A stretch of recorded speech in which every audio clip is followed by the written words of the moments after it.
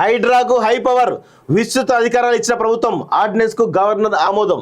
Next హైడ్రాకు చాలా court కూడా ఇప్పుడు క్వశ్చన్ చేయడానికి లేదు. నిన్న కోర్టు క్వశ్చన్ చేసింది, రేపు క్వశ్చన్ చేసేటువంటి అధికారం కూడా చాలా తక్కువ ఉంటుంది, ఎందుకంటే కావాల్సినటువంటి అధికారులు ఇచ్చేసి.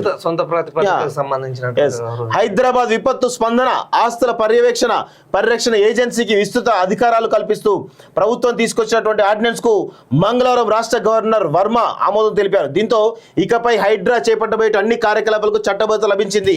ఈ చట్టాన్ని రాబోయే అసెంబ్లీ సమావేశాల్లో ప్రవేశపెట్టి ఆమోదించనున్నట్లు తెలుస్తోంది. అప్పటి వరకు హైడ్రాకు ఈ ఆర్డినెన్స్ రక్షణగా ఉండనుంది. ఇటీవల ప్రభుత్వం రూపొందించిన ఆర్డినెన్స్ పై గవర్నర్ పలు సందేహాలు వ్యక్తం చేయగా వాటిని పురపాలక శాఖ ముఖ్య కార్యదర్శి దానం కిషోర్ నివృత్తి చేయడంతో గవర్నర్ ఆమోద ముద్ర వేశారు. బలోపేతం దిశగా చెరువులు, కుంటలు, నాలాలు, పార్కులు, ప్రభుత్వ స్థలాలు, ఆట స్థలాలు సహా ప్రభుత్వ ఆస్తులను సంరక్షించడం, ప్రకృతి వైపరీత్యాల సమయంలో రక్షణ చర్యలు, భారీ వర్షాలు సంబంధించినప్పుడు ట్రాఫిక్ పోలీసులతో సమన్వయం చేసుకొని క్రమబద్ధీకరించడం, అగ్నిమాపక శాఖ సేవలకు సంబంధించి నిరభ్యంతర పత్రం జారీ తదితర లక్ష్యాలతో జూలై 19న జీవో ఎంఎస్ నెంబర్ 99 ద్వారా రాష్ట్ర ప్రభుత్వం హైడ్రాను ఏర్పాటు చేసింది. హైదరాబాద్, రంగారెడ్డి, మేడ్చల్, మల్కాజ్గిరి జిల్లాల పరిధిలో ఓఆర్ఆర్ వరకు ఉన్నటువంటి ప్రాంతాన్ని దీని పరిధిలోకి చేర్చింది. హైడ్రా ఆధ్వర్యంలో ప్రభుత్వ ఆస్తుల పరిరక్షణ విభాగం, విపత్తు నిర్వహణ విభాగాలు ఇప్పటికే పనిచేస్తుండగా మొత్తానికైతే ఒక ఆర్డినెన్స్ ద్వారా చట్టబద్ధత లభించినట్టయింది. విస్తృత అధికారాలు కూడా ఇవ్వడం జరిగింది. సొంత ప్రాతిపదికతోటి రేపటి నుంచి ఏర్పడబోతుంది.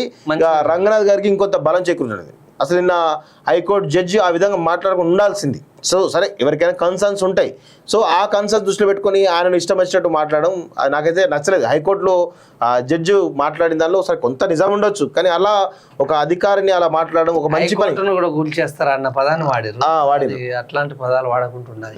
అంటే హైకోర్టు అనేది అదొక సొంత ప్రాపర్టీ కలిగింది, దాన్ని కూడా కూల్చేస్తారా అంటే అది కూల్చేస్తారా? ఇప్పుడు అక్రమ నిర్మాణాలు చెప్పేది కూల్చిపోతే ఏం చేస్తారు? అక్రమం అంటే ఏదో కూల్చాల్సింది. నిన్న సెంట్రల్ గవర్నమెంట్ ఆఫీస్ కూల్చలే, హైకోర్టు ఆదేశం. అది హైకోర్టు ఎట్లా అయిపోయింది మరి? అది బఫర్ జోన్ ఉన్నది కాబట్టి కూల్చమన్నారు, కూల్చేసారు. ఖచ్చితంగా అడ్డు వచ్చిందని దేనైనా. ఇప్పుడు విపత్తులు వరదలు వచ్చినప్పుడు ఎంతమంది నష్టపోయారు, మరి దాని గురించి ఎందుకు మాట్లాడరు న్యాయస్థానాలు? ఎందుకు చెప్ప ప్రభుత్వం వెంటనే ఇప్పుడు వరదలు వచ్చాయి, దీనిపైన వెంటనే చర్యలు తీసుకొని చెప్పి ఎందుకు ఆర్డర్ చేయదు? ఎమ్మట ఆర్డర్ ఇచ్చి దగ్గర నేను కూడా వస్తా, హైకోర్టు జడ్జి నేను కూడా పరీక్ష ఎందుకు చేయరు చూడండి అని చెప్పి ఎందుకు ఆర్డర్ చేయదు హైకోర్టు? కుటుంబాలను వెంటనే ఆదుకోవాలి. దీనికి గల కారణాలు ఏమున్నాయి, ఎందుకు నీళ్లు ఆగినాయి, మామూలుగా ఎందుకు ఎదేచ్చగా పోయే నీళ్ళు ఎందుకు అడ్డుకున్నాయి అని చెప్పేసి ఒక కమిటీ వేసిన దాఖలాలు. అవును, అదేవిధంగా ఇప్పుడు అంతే ఇది ఎంత పక్కన పెట్టు, శ్రీ చైతన్య ఉంది. శ్రీ చైతన్య ఇంతమంది పిల్లలు ఫుడ్ లేకుండా నాశక ఫుడ్ తింటారు, మరి దీనిపైన హైకోర్టు ఎందుకు మాట్లాడతలేదు? ఎంతో మంది శ్రీ చైతన్య పేరు మీద ఎంతో మంది పిటిషన్లు వేసారు. ఒక్కనాడన్నా ఒక్క జడ్జి అన్న సీరియస్ గా తీసుకొని, అంటే అది ఒక ఎడ్యుకేషన్ రూపంలో జరుగుతున్న మాఫియాను ఏ జడ్జి అన్నా, ఎందుకంటే పిల్లల అకాడమిక్ ఇయర్ అనేది ముందర పెట్టి వాడు ఎంతనైనా చేయొచ్చు, ఎన్ని పాపాలని చేయొచ్చు, అకాడమిక్ ఇయర్ పోతుంది కదా, మరి ఎండాకాలం అన్న సీరియస్ గా తీసుకొని చేసుకోవాలి కదా. అవన్నీ ఉండవు, జడ్జికి అవేం పట్టవు.